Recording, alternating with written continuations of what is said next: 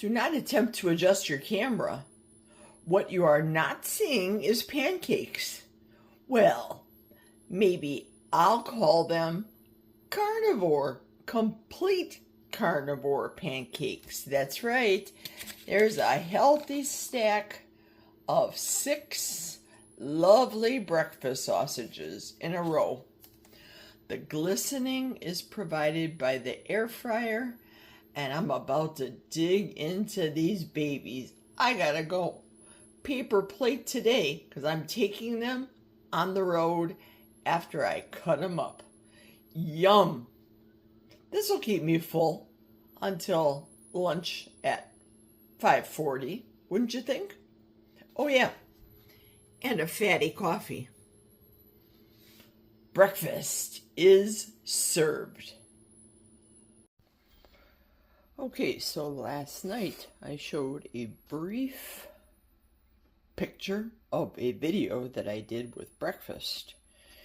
Here's the same breakfast again. 6 Butcher Box breakfast sausage patties in a Yeti cup. Cut up on a paper plate. You guys know my opinion about paper plates. But I gotta roll.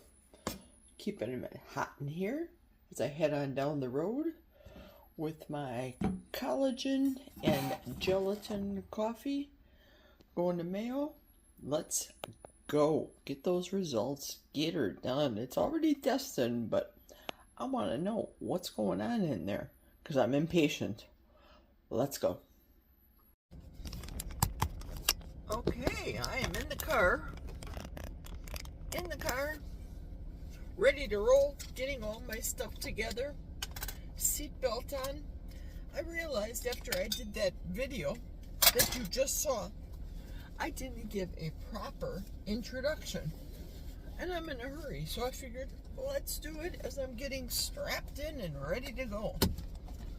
I have stuff in my pockets. Just stuff. Believe it, nail polish dryer, all the things. I plan on doing this at Mayo while I'm waiting. It is what it is. You have to multitask sometimes. I just don't sit on the internet all day and do nothing. I have to do something, even at Mayo. So good morning, everyone. I don't need the glasses yet. I'm going to blow your minds right now. I have a towel to put on my chest because I plan on eating my breakfast as I'm heading to the freeway. Oh, this will be gone, completely gone, by the time I get on the freeway and I'm doing freeway speeds. If you know, you know. But it's hot in my Yeti. And I don't stop for any shenanigans. I don't stop for muffins, cookies, McDonald's, none of that stuff. I'm on a budget. I'm on a fixed income. And I don't need all that junk, garbage junk. Okay, I think I'm ready to go. Got the Yeti. Gonna open it up and then hit the road. After I'm done eating, of course, I will expound on what's on my mind today. But until then, here we go. Let's go. I'll see you on the freeway. Okay, I am on the freeway and headed to Mayo. I'm doing good in time. It's almost 9 a.m. Yeah, 5 minutes to 9. And I don't have to be there till 10. The check-in time is 9:45. And I get to park in the parking structure as opposed to parking in the main lot. So that's a good thing. And I'm actually going to walk today and not require the step force people. This is funny, I had to giggle as I'm looking at the camera. I am wearing the Mayo uniform. This color is what the Mayo people wear for their shirts. other than doctors and nurses and scrubs and what have you. Desk people that schedule, they wear this kind of blue. So typically when I go in, people ask me questions as though I work there, but I don't. So if people are wondering, why, Jerry, did you have this bone test, this gamma super duper radiation test? It's because the sensitivity that I'm experiencing right now, I don't want to call it a pain because sometimes it's not a pain. It just depends on my day, what I'm doing. I can typically adjust myself. If, for example, I'm planning a big drive, well, then I have to stop a couple of times, readjust myself because I'm getting that pain. I want to know what in the heck that pain is. Is it something that's going to be getting progressively worse? Is it something that they have to do surgery about, as they had told me it was not supposed to be, going to do because of where I had the surgery before? Now remember, my husband Jack, he had his in the lower back, right above the coccyx, the tailbone, for those of you that live in Rio Linda. And his was above, and his was a small area. They're talking about doing the next level because he's experiencing more pain in that above area. That's what they said to me after my fusion, because my fusion was where Jack is. They're talking about doing Jack surgery, the neck surgery. And because it may be a strain in that area, I didn't fall, I didn't sleep funny, I didn't twist myself funny, none of that. I don't like my personal progression because I think I should be ahead of the game. They say everything takes a year when it comes to the hip, but like I said, what came first, the chicken or the egg? Was it the hip that caused the back? Was it the back that caused the hip? It is what it is. Now, there are people that I've talked to, personal people I've spoke to, and they said, oh, my hip is killing me, but seeing all the pain, Jerry, that you're going through, I don't want to have to do this hip surgery. Well, that kind of logic is kind of flawed, because if you have a bad hip, and I did, my ball and socket was bad, it had to go in the garbage and be replaced with new parts. The surgeon's logic, as many orthopedic surgeons believe, they think they are small g God. That's what they think. So their logic is, well, Jerry, I don't understand why you need physical therapy. Remember, 2 months without physical therapy. I'm 64 years old. And things just weren't right to me. I don't know why you need physical therapy. I took out the old, I gave you new, you should be good. But it's the muscles for me. The muscles. I feel sometimes like I need, like the Tin Man, I need some oil to make me move. I refuse to accept, oh, it's just age, you're just getting old. I don't feel that number. I don't think I look the number. Sometimes I don't. I can't help the wrinkles. It's just gravity. Stuff happens. Same with weight loss. After you lose weight, skin happens. Why should I go as a 64-year-old woman and have that stuff cut off and thrown away, that excess skin, just to make me look good? How often do you people see me naked. Just saying. You don't. Because this is YouTube and I can't. And nobody wants to see that. I get it. I understand. It's all mentality and mindset. The power of your mind. I have to go to work. I have to pay bills. If I was to sit home, I can't wallow in the, oh, poor me, poor baby Jerry. I'm so sore. I just have to sit on the couch all day and not do anything but scroll and flow and interact in all the chats and listen to all the carnivore people because I don't have a life. Well, I have a life. And sometimes you have to, in my case, well, I didn't have to. I made it a concerted effort to go back to school to learn and get certification to be able to teach the carnivore diet. But this too will take time.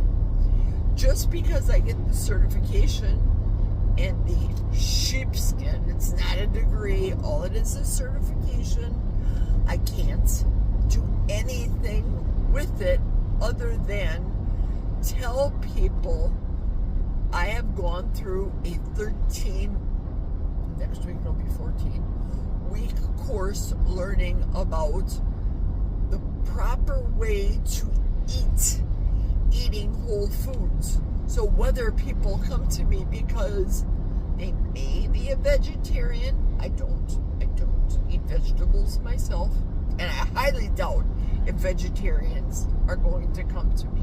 Highly doubt it. But I do have a friend that asked me a couple years ago my opinion because she's a vegetarian and doing this way of eating. Well, as a matter of fact, it was keto at the time, which is still whole foods. It's real whole foods. So I may be able to talk to people about the carnivore diet because I've gone down that route. I've lost 163 pounds twice. But if I am going to just sit and blow up eating cookies and cereals and muffins and stopping at all the restaurants because of convenience, remember, my convenience today was taking 6 minutes out of my schedule, making this in the air fryer, putting it in the Yeti, and eating it on my way as I head down the road. It wasn't dangerous. I was going 25 miles an hour to get to the freeway, watching for all the animals, and there were a couple of animals in the road today, and I didn't kill them, so good for me today. To be able to talk to people about the real way to eat in my life, people are going to come to me because they can relate to me, whether they're my age. I highly doubt if they're going to be young. I highly doubt if they're going to come to me with a diagnosis and say, you know, here's a for example. My doctor told me I have diabetes, Jerry. What should I do? I have to say, well, what did your doctor tell you to do? Well, he didn't tell me what to do. He said to eat a balanced diet, meaning follow the food pyramid, and then they give you the pamphlet, and they send you to, like they did my husband, a dietitian, pardon me, that weighed 300 pounds sitting across the desk from Jack. Behind her was an M&M jar full of M&Ms, yet she's telling Jack what to eat for his type 2 diabetes diagnosis. Come on. people are going to look at you and base their decision, if they want coaching from you, on what you look like, how you can relate to them, how you speak. Do you speak in a manner that's going to be yelling at people? Turn or burn, go right or be left kind of stuff. Or are you going to explain to them, listen, Betsy, I too was in your shoes before.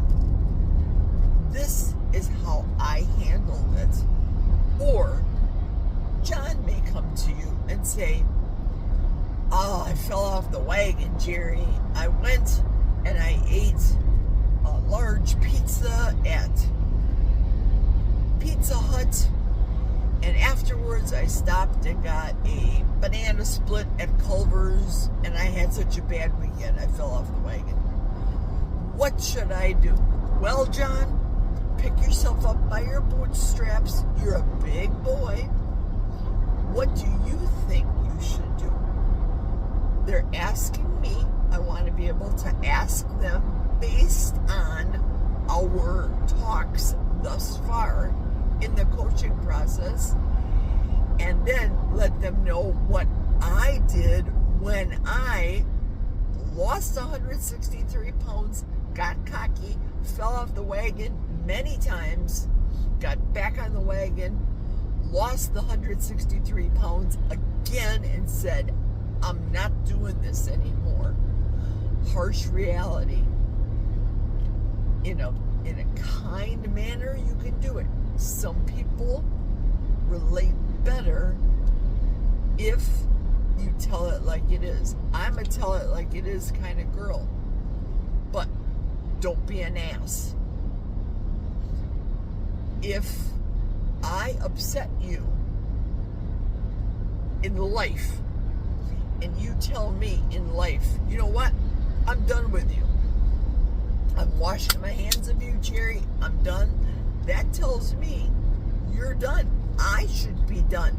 That's my signal. Enough is enough is enough.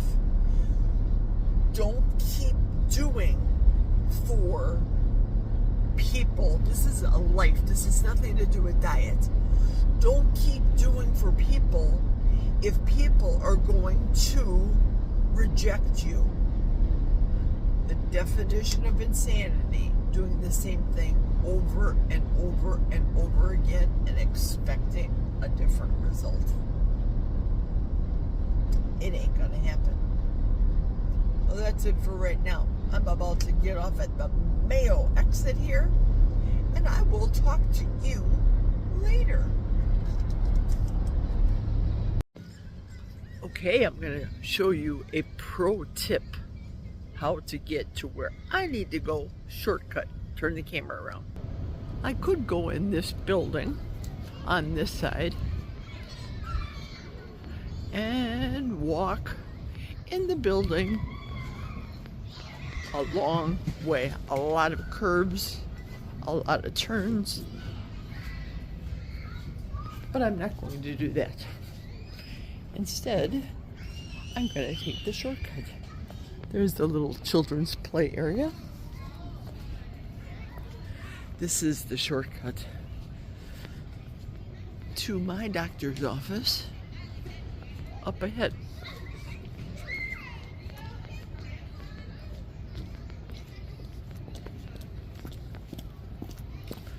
It's very pretty, it's very picturesque.